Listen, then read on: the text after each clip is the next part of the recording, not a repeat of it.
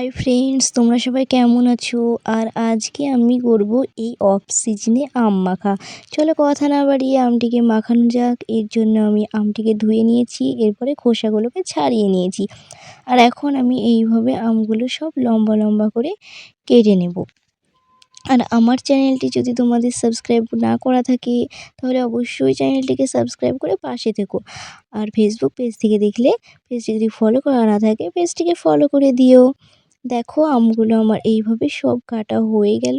এখন আমি ঠিক এইভাবে লম্বা লম্বা করে কেটে নেব। আর তোমরা আমার ভিডিওগুলি কোথা থেকে দেখো কমেন্টসে জানাতে ভুলো না যেন। দেখো এখানে আমার আমগুলো সব কাটা হয়ে গিয়েছে। এখন আমি দিয়ে দিচ্ছি লঙ্কার গুঁড়ো, নুন আর এই যে কাসুন্দি দিয়ে ভালোভাবে আমি আমগুলোকে মেখে নেব।